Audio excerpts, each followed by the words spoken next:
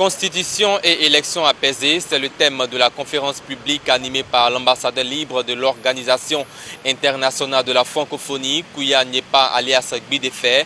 C'était hier à la maison de la presse au plateau.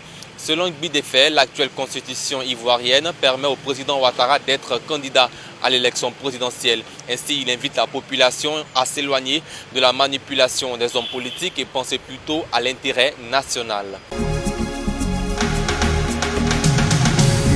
On a fait des marches, il y a eu des morts. Je dis il faut qu'on arrête d'utiliser le mensonge pour détruire la vie des jeunes Ivoiriens. Terminez ça.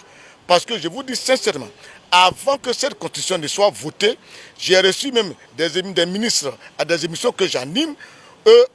On leur a dit que cette constitution, si elle était votée, elle permettait au président de la République, Alassane Ouattara, d'être candidat. Je l'ai dit avant les élections.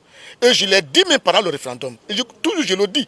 Alors, je suis étonné aujourd'hui que des gens avec qui le RADP avait marché ensemble, ils ont voté la Constitution, qu'aujourd'hui on me dise que non, Alassane Ouattara n'a pas le droit d'être candidat et que cette Constitution ne lui permet pas. Mais c'est archi faux.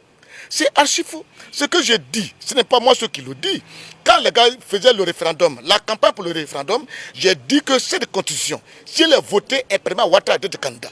Allons aux élections, envoyer des programmes, celui qui est élu, la Cour va le choisir. On ne peut pas mourir pour des individus pendant que des gens qui sont à Yopougon, à Bobo, à Koumassi meurent et que des gens qui sont à la Riviera vivent tranquilles avec leur famille. C'est pour ça que j'ai fait venir des délégations qui sont venus de San Pedro, qui sont venus de Grand Berbi, qui sont venus de Zoukoubé, qui sont venus de Grabo, rien que pour porter cette information. Pour dire tout ce qu'on vous dit, c'est des mensonges, c'est des mensonges. C'est pour détruire l'image des gens. C'est une ambition, une envie pour eux peut-être d'éviter certains candidats, c'est tout. Mais ce n'est pas à nous d'empêcher d'interdire à quelqu'un d'être candidat. Nous attendons le Conseil constitutionnel choisir les candidats et des gens vont aller voter, mais que les élections se fassent de manière très apaisée.